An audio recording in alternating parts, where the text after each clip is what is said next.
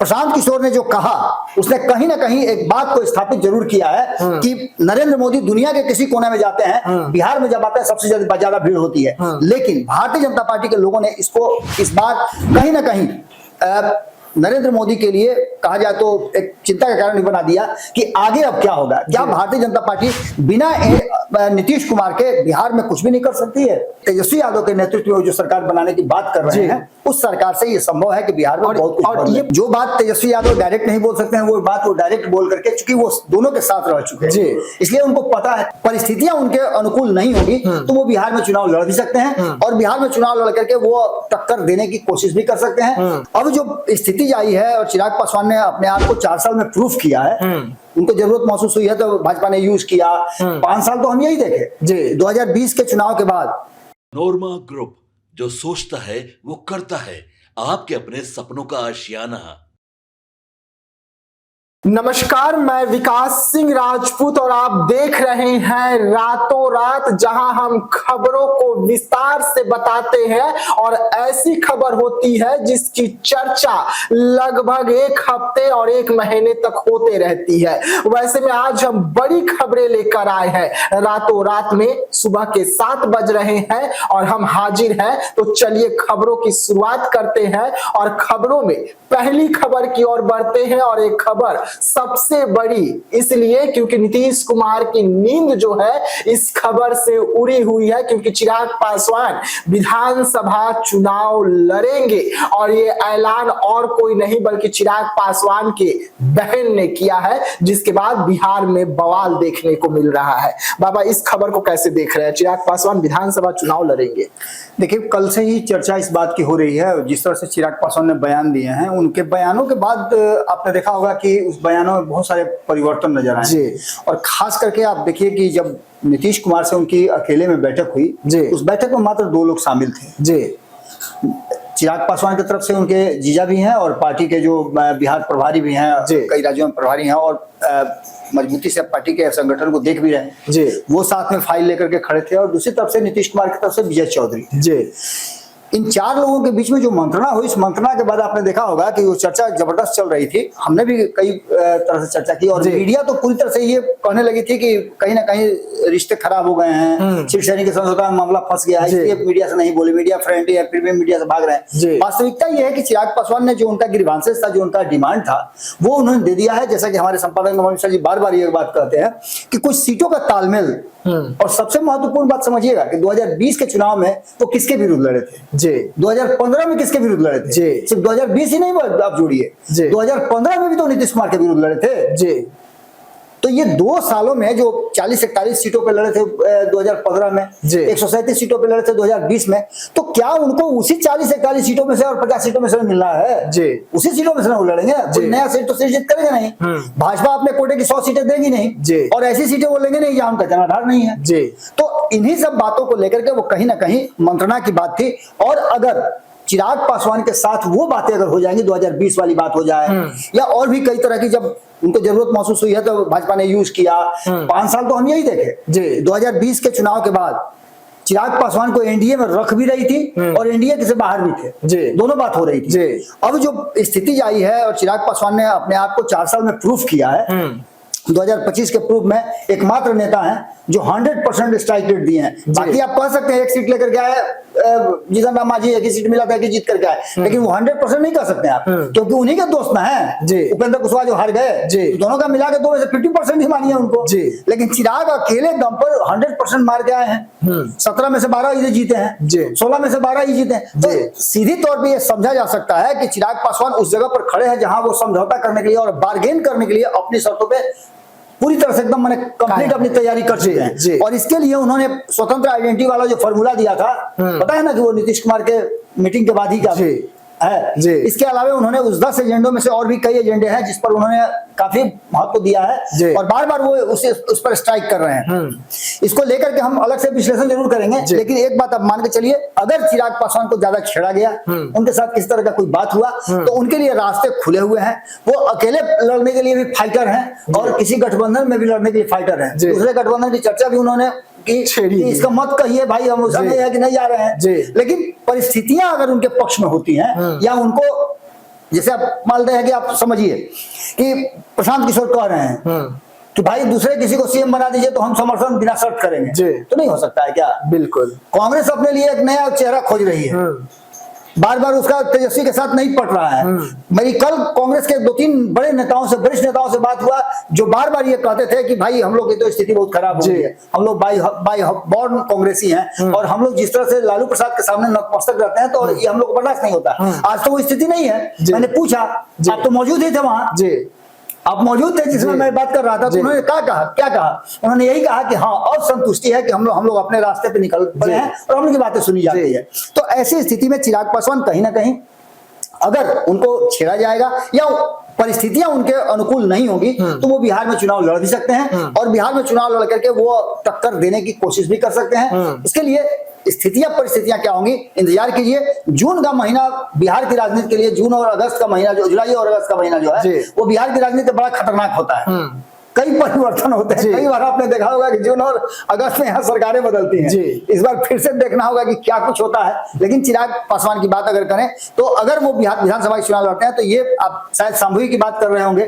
शांभवी बार बार ये बात कर रही है कि वो बिहार में मुख्यमंत्री बनने की सारी अर्हता रखते हैं, सारी क्षमता रखते हैं। तो निश्चित रूप से चिराग पासवान में क्षमता तो है ही, हो रहा है। जी चलिए बढ़ते हैं अगली खबर की ओर, जो हमारी दूसरी बड़ी खबर है। मुकेश सहनी और तेजस्वी यादव की जो जोड़ी है वो भाई वाला नजर आता है। जहां मुकेश सहनी जाते हैं वहां तेजस्वी यादव, जहां तेजस्वी यादव वहां मुकेश सहनी, और दोनों ताकत के साथ बिहार में चुनाव भी लड़ते हैं। लेकिन अब मुकेश सहनी ने खेला कर दिया है और ऐसा खेला किया है कि जिसके बाद तेजस्वी यादव मुकेश सहनी के मुंह को ताकते रह गए। देखिए विकास, जब टीम में 11 प्लेयर जो खेलने के लिए उतरते हैं तो किसी की क्षमता और कोई बेहतर प्रदर्शन करना शुरू कर देता है तो पूरी टीम उसका मनोबल बढ़ाने लगती है। मुकेश सहनी उसी तरह के प्लेयर हैं, महागठबंधन के वो ऐसे प्लेयर हैं जो बार बार तेजस्वी यादव जिस रास्ते चलते हैं उस रास्ते में एक कदम आगे बढ़ करके वो कुशन लगा देते हैं उनके। यही स्थिति वो बार बार कर रहे हैं और कहीं ना कहीं वो भाजपा को और एनडीए गठबंधन को असहज करते रहते हैं। जो बात तेजस्वी यादव डायरेक्ट नहीं बोल सकते हैं वो बात वो डायरेक्ट बोल करके, चूंकि वो दोनों के साथ रह चुके हैं इसलिए उनको पता है। पिछले चुनाव में भी वो चूंकि एनडीए गठबंधन के साथ लड़े थे तो उनको इसका भी अनुभव है। 11 सीटों में से 4 सीट जीत करके आए थे, किस तरह से उनका अंतिम समय में गठबंधन बना था वो भी जानते हैं। अब जो वो पूरी तरह से ईमानदारी के साथ ये बात कह रहे हैं कि हम अब महागठबंधन के साथ कहीं नहीं जाएंगे, तो उन्होंने दबाव बनाना शुरू कर दिया है दोनों सरकारों पर, केंद्र और राज्य दोनों सरकारों पर। उनका सीधे तौर पे कहना है कि हमें हमारा आरक्षण कब मिलेगा। आप बेरोजगारी दूर नहीं कर रहे हैं, मछुआरा आयोग की बात आप कर रहे हैं, उसका खाली हवाई आपका रहता है सब। निषादों को आरक्षण देने की बात चल रही है, उसको आप सुन नहीं रहे हैं। यानी कि कैसे इस बिहार को डेवलपमेंट की बात आप करेंगे और कैसे इसको विकास के कड़ी से जोड़ेंगे। बिहार के विकास का मतलब होता है यहाँ का पलायन रुक जाना, अपराध का ग्राफ की बात कर लीजिए।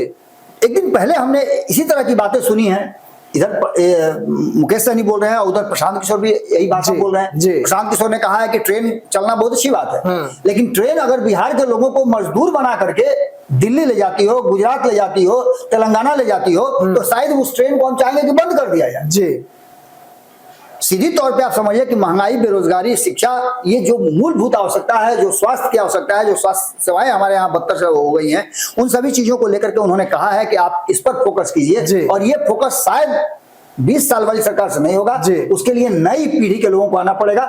उनका इशारा था कि तेजस्वी यादव के नेतृत्व में जो सरकार बनाने की बात कर रहे हैं उस सरकार से ये संभव है कि बिहार में बहुत कुछ। और ये 5 बड़ी डिमांड उन्होंने मोदी जी के सामने रख दिया। और मोदी के आने के पहले तो आपको याद ही होगा कि तेजस्वी यादव की टीम ने भी रखा है, अब उसी चीज को कांग्रेस ने भी रखा। डिमांड तो आपने देखा होगा कि एनडीए गठबंधन कई घटक ने रखा है, जदयू ने भी डिमांड रखा है, उसके बाद उपेंद्र कुशवाहा ने डिमांड रख दिया है, सभी डिमांड रख रहे हैं। और ये डिमांड जो रखा है वो निश्चित रूप से मूलभूत आवश्यकताओं से जुड़ी हुई है और ये आने वाले चुनाव का मुद्दा भी बनेगा। बिल्कुल। चलिए देखिए, एक तरफ महागठबंधन से मुकेश सहनी ने बड़ी डिमांड को रख दी है, जिसके बाद बिहार की राजनीति एक बार फिर से गर्म हुई है। लेकिन बढ़ते हैं अगली खबर की ओर। मोदी के सौगात से बिहार की तस्वीर कितनी बदलेगी बाबा? देखिए, बिहार एक गरीब राज्य है और बिहार में ठीक है, अच्छी बात है कि इंफ्रास्ट्रक्चर बिल्ड हो, हवाई अड्डे का विस्तार हो, इंटरनेशनल एयरपोर्ट में यहाँ से बने हैं, यहाँ से इंटरनेशनल उड़ानें शुरू हो, ये सभी बातें अपनी जगह पर हैं। लेकिन जो बिहार की मूलभूत आवश्यकता है उसकी चर्चा कौन करेगा? ठीक है, चलिए सौगात आपने दे दिया, आपने बिजली प्रोजेक्ट उद्घाटन कल करेंगे आप, आज आपने हवाई अड्डे का नया टर्मिनल जो उद्घाटन हुआ उसका आपने बना उसका उद्घाटन कर दिया, रोड शो कर लिए, सब कुछ कर लिए आपने। इन सारी चीजों के साथ साथ बिहार के लोगों को, बिहार के उन लोगों को क्या मिला जो रोजगार की तलाश में है, उन युवाओं को क्या मिल रहा है जो नौकरी की तलाश में है? विशेष रूप से आप देखिए तो जितनी भी सौगातें आप दे रहे हैं, सौगातें ठीक है, लेकिन सौगात तो इससे पहले भी मिला है। फिर बिहार को मेन स्ट्रीम में लाने के लिए जो बार बार हमारे संपादक कहते हैं कि बिहार में रोड, बिल्डिंग, सारी चीजें आप बना दीजिए, लेकिन अगर रोजगार सृजन नहीं करते हैं, मछली खिला करके कितना दिन रखिएगा? बिल्कुल, आप 5 किलो अनाज दे करके, 10 किलो अनाज दे करके लोगों को कितना दिन तक जीवित रखिएगा? लोगों को अनाज पैदा करना सिखाइए। किसानों की स्थिति वही है। बाकी के आप क्षेत्रों में देख लीजिए तो यहाँ रोजगार के साधन नहीं है, प्रयास नहीं कर रही है सरकार के लोगों को कैसे रोजगार से जोड़ा जाए, कैसे पलायन को रोक करके यहाँ के लोगों को यही रोजगार दिया जाए। इन चीजों की तैयारी बहुत बड़े पैमाने पर नहीं हो रही है, छोटे पैमाने पर हो रही है। हर साल 1 करोड़ वाला जो नौकरी का दावा था वो भी फेल बिल्कुल हुआ। इसके बाद आप देख लीजिए कि संजीव मिश्रा जैसे लोग, कितने लोग आएंगे यहाँ जो अपने घर से आटा गीला करके और बिहार अपने मिट्टी के प्रति इतना समर्पण दिखाएगा।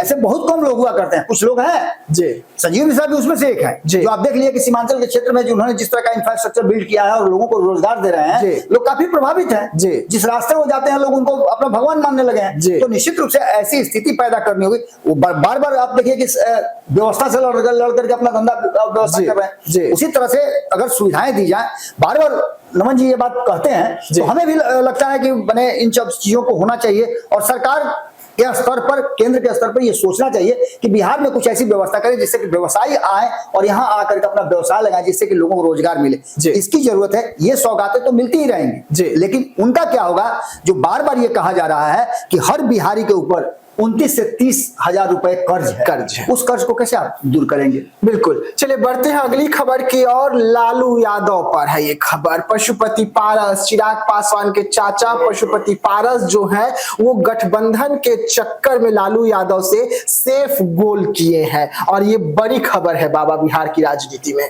देखिए, मैं कहीं बैठा हुआ था, मैंने पहले भी आपको बताया था, मैं कहीं बैठा हुआ था तो चर्चा चल रही थी राजनीतिक गलियारे में और बाकी लोगों की चर्चा चलती है। देहात की मैं बात बता रहा हूँ, आप उस दिन नहीं थे, हमारे साथ और भी कई लोग थे। तो गांव में जब गए तो हम चूंकि लोग हमारे चेहरे से परिचित हैं, लोगों ने पूछना शुरू कर दिया क्या होगा, उनका क्या होगा, पारस उधर जा रहे हैं कि नहीं जा रहे हैं। उसी बीच में मुझे पता नहीं क्या हुआ कि मैं बात ही कर रहा था, तो उसी बीच में चर्चा पशुपति कुमार पारस की भी हुई कि वो तो पूरी तरह से अपने आप को एक्सपोज कर लिए, कहीं के नहीं रहे, उधर खोज नहीं रहा है कोई। इतनी 4-4 3 मीटिंग हो गई, एक बार भी उनका नाम तो कोई नहीं लिया। बाहर आने में पत्रकार पूछते हैं कि पशुपति कुमार पास आपके साथ हैं, तो कोई कुछ बोलता ही नहीं है। पशुपति कुमार खुद से, जैसे वो एनडीए में रहा करते थे कि हम एनडीए का हिस्सा हैं, कोई पूछता नहीं था। चिराग पासवान को पहले प्राथमिकता दी जाती थी। अब महागठबंधन में उनकी यही स्थिति है, लेकिन अब महागठबंधन के अलावा उनके पास कोई विकल्प नहीं है। अकेले दम पर उनके पास उतनी क्षमता नहीं है कि वो चुनाव मैदान में उतर सके। पार्टी बना लेना एक अलग बात है, पार्टी तो हजारों हजार पार्टियां बनी हुई है। उसी बीच में उस व्यक्ति ने किया क्या कि बोला कि बाबा क्या कहना चाहते हैं हम समझ रहे हैं। एक लोटा रखा हुआ था, गाँव में तो लोटा रहता ही है, उन्होंने लोटा को ऐसे फेंक दिया और फेंकने के बाद बोले कि देखिए वो जो देख रहे हैं ना वही है, वो कभी सीधा नहीं होगा जब तक उसे उठाया ना जाए, सीधा नहीं होगा, बेपेंदी का।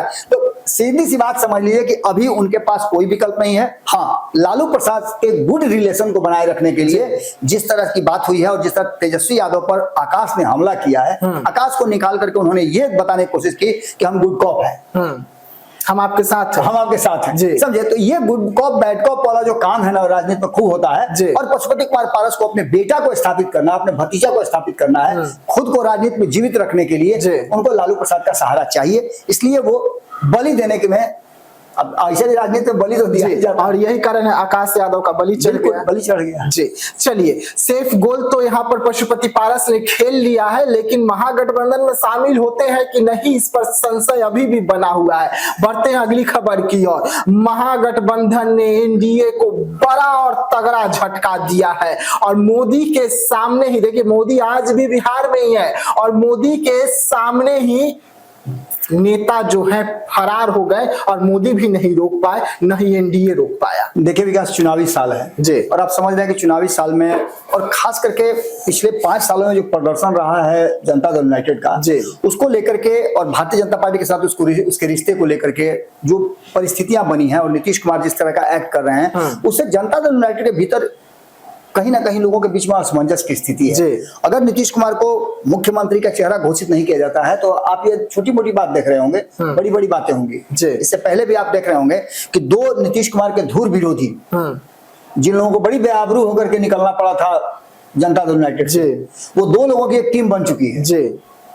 और दोनों ताकतवर टीम बना रहे हैं। दोनों अपने अपने जगह पर मजबूत हैं, क्योंकि एक रणनीतिकार है और दूसरा राजनीतिज्ञ बन गया है ब्यूरोक्रेट से, और जदयू की वो एक एक चीज जानते हैं।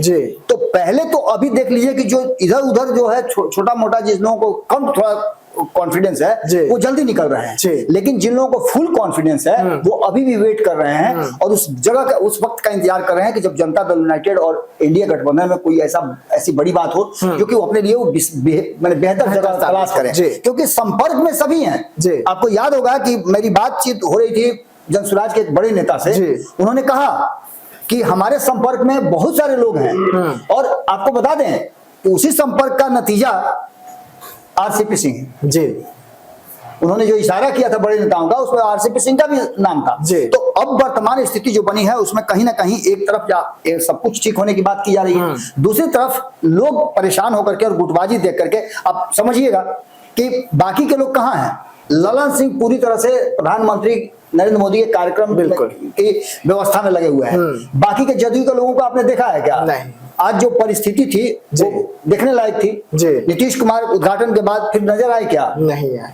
ये सारी चीजें कहीं ना कहीं इस बात की तरफ इशारा करती है कि एनडीए गठबंधन में बहुत कुछ अभी होना बाकी है और कांग्रेस जिस तरह से थोड़ा करके अपने आप को बदल रही है, वो भी बातें अब इस तरफ इशारा कर रही हैं कि खेल अभी बहुत कुछ होना बाकी है। सीट शेयरिंग के समझौता तक आप वेट कीजिए। मैंने कहा भी कि जुलाई अगस्त का महीना बिहार के लिए बड़ा घातक होता है। आप आगे देखिए अभी होता क्या।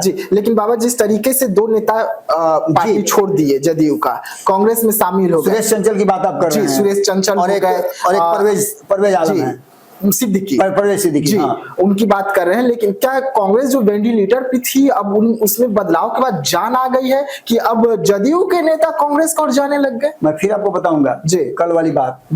कल जो हमारी बात हो रही थी कांग्रेस के नेता से, तो उन्होंने क्या कहा? उन्होंने कहा कि अब हम लोग को लगता है कि हाँ हम कांग्रेसी हैं, हमारे वोटर हमारे साथ लौट रहे हैं, हमारे जो लोग थे वो हमारे साथ अटैच हो रहे हैं, यानी कि हम अब उस ट्रैक पर चलना शुरू कर चुके हैं। तो निश्चित रूप से जब ट्रैक पर चलना कोई शुरू कर देता है तो वो गंतव्य तक जाएगा, इस बात का अनुमान तो लगाया ही जा सकता है। और कांग्रेस की स्ट्रेटजी इस बार बहुत बदली हुई है। आप समझ लीजिए कि जो मैं बार बार कह रहा हूँ, थर्ड फ्रंट, एक मजबूत थर्ड फ्रंट की उसकी सुगबुगाहट कहीं ना कहीं शुरू हो चुकी है, और उसमें कौन कौन शामिल होगा ये अभी थोड़ा सा जल्दबाजी होगा बताना। चलिए बढ़ते हैं बोनस खबर की ओर। बोनस खबर हमारे रातों रात में अहम खबर रहती है और बड़ी खबर रहती है जो बिहार की खबर रहती है। देखिए विकास, आज जो बोनस खबर हम लेकर के आए हैं वो उस खबर ने मुझे भी बड़ा चौंकाया है। दुनिया की सबसे बड़ी पार्टी और दुनिया के सबसे बड़े नेता कहे जाने वाले भारतीय जनता पार्टी का कहना है, और हम तो कहते ही है कि हमारे प्रधानमंत्री दुनिया के सबसे मजबूत नेता है। जब उस नेता के रोड शो में भारतीय जनता पार्टी के लोग इतने कद्दावर चेहरे मुख्यमंत्री बनने की होड़ में सभी रेस में दौड़ रहे हैं, पीठ पर पानी और बोतल लेकर के लोग दौड़ रहे हैं कि भाई प्यास लगेगा तो हम आगे पिएंगे लेकिन दौड़ेंगे, और ऐसे लोग प्रधानमंत्री की जो रोड शो था उस रोड शो में इतने लोग भी नहीं जुटा पाए जिससे कि लगे कि सड़क पे आदमी खड़ा है, तो रैली में क्या जुटाएंगे। कल ही प्रशांत किशोर जो बात कह रहे थे, आज उस बात का एक एक इंच आप समझ लीजिए। तो आप शुरुआत करते हैं हम सबसे बड़े नेता प्रशांत किशोर से। प्रशांत किशोर ने जो कहा उसने कहीं ना कहीं एक बात को स्थापित जरूर किया है कि नरेंद्र मोदी दुनिया के किसी कोने में जाते हैं, बिहार में जब आते हैं सबसे ज्यादा भीड़ होती है, लेकिन भारतीय जनता पार्टी के लोगों ने इस बार कहीं ना कहीं नरेंद्र मोदी के लिए कहा जाए तो एक चिंता का कारण बना दिया कि आगे अब क्या होगा। क्या भारतीय जनता पार्टी बिना नीतीश कुमार के बिहार में कुछ भी नहीं कर सकती है? ये बात कहीं ना कहीं साबित जरूर हुई है। इसमें आप समझ लीजिए कि मैंने दर्जनों में ऐसे नेता को जानता हूं जो जमीनी नेता हैं और उनसे एक बार खाली पार्टी की तरफ से कह दिया जब बुला करके कि हमको 10,000 आदमी की जरूरत है तो उनके पीछे मास दौड़ता है। लेकिन सम्राट चौधरी जो कि एमएलसी हैं, भले ही वो बिहार के उप मुख्यमंत्री बन गए हों, भले ही वो लंबे समय तक अध्यक्ष रहे हों, लेकिन भीड़ जुटाने की क्षमता उनमें नहीं है। ये बात आज साबित हुई है। बात दिलीप जायसवाल की करें, प्रदेश अध्यक्ष हैं, वो भी चुन करके नहीं आते हैं, वो भी एमएलसी हैं, उनके पास भी मास नहीं है। उनको कहा जाए कि आप 1,000 आदमी खड़ा कर दिए तो उनके पास नहीं मिलेगा।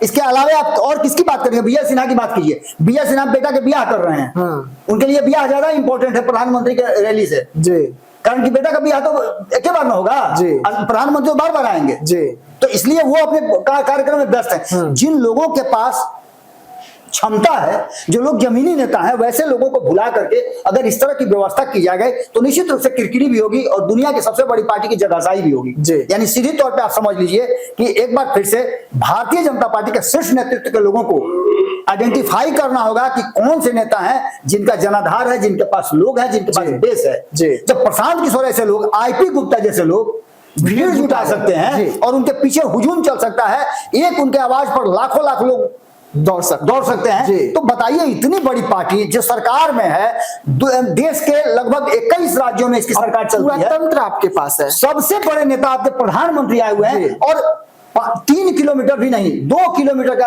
आप एक रोड शो करते हैं। उस रोड शो में पिछली बार आपने देखा था, रोड शो हुआ था, नीतीश कुमार जिस रोड शो में थे, लग रहा था जैसे आदमी पर आदमी टूट रहा है, और इस बार आपको आदमी खोजने नहीं मिल रहा है। जो तस्वीरें दिखा रहे हैं, मैं तो चाहूंगा कि उन तस्वीरों को अभी दिखवाइए, वही आदमी दौड़ दौड़ कर रिपीट हो रहे हैं। बिल्कुल, अब उसमें भी कई लोग जो आप समझिएगा कि झुग्गी झोपड़ी से लोगों को उठा करके, शक्ति यादव ने तो पूरी तरह से खुलासा कर दिया है कि झुग्गी झोपड़ी से 100-200 रुपया लेकर करके झंडा देकर के लोगों के हाथ में झंडा का सम्मान भी नहीं कर पाता है, उसको पता ही नहीं कि झंडा का महत्व क्या है। ऐसे लोगों को खड़ा करके आप प्रधानमंत्री को क्या दिखाना चाहते हैं? जो तस्वीरें कांग्रेस ने साझा की हैं, उन तस्वीरों को देख करके भारतीय जनता पार्टी के जो बिहार के नेतृत्व के लोग, शीर्ष नेतृत्व के लोग, उन पर कहीं ना कहीं दया आती है कि कितना दिन तक मोदी के सहारे आप चल सकते हैं। बिल्कुल, बिहार में मोदी के सहारे आप नहीं जीत सकते हैं, बिहार में आपको अपनी क्षमता लानी पड़ेगी, नहीं तो नीतीश कुमार के हमेशा बैसाखी के बिना आप सत्ता में नहीं आ सकते हैं। यह भी बात अब आज स्पष्ट हो गया और कहीं ना कहीं ये भारतीय जनता पार्टी को एक बार फिर से रिकॉल करने और बैठ करके मंथन करके मंत्रणा करके माइक्रो लेवल पर खोजना होगा उन लोगों को कि कौन कौन लोग हैं जिनके पास जनता है, मास है और जिनमें क्षमता है कि एक साथ 10,000 5,000 लोगों को जुटा करके भारतीय जनता पार्टी की प्रतिष्ठा बचा ले। चलिए, तो रातों रात देख रहे थे आप, जहां पर हम खबरों को विस्तार से बता रहे थे, खबरों में धार थी, स्पीड था, और कल फिर वादे के अनुसार इसी समय पर हम आपके सामने होंगे रातों रात लेकर। तो आप बने रहिएगा हमारे साथ, दीजिएगा इजाजत, धन्यवाद। पनोरमा ग्रुप, जो सोचता है वो करता है। अगर ये वीडियो पसंद आई और वह बिहार के राजनीति और बिहारियत से सरोकार रखेनी तो सब्सक्राइब बटन दबा के चैनल के सब्सक्राइब कर ली। ओजे एगो घंटी बा, ओकरा बटन दबा देला से कुल सटीक और मारक खबर रुआ मुफ्त में मिल जाई। अगर रुआ पत्रकारिता के हमनी के नया प्रयोग में सहयोग कर चाहतानी तो ज्वाइन बटन दबा दी।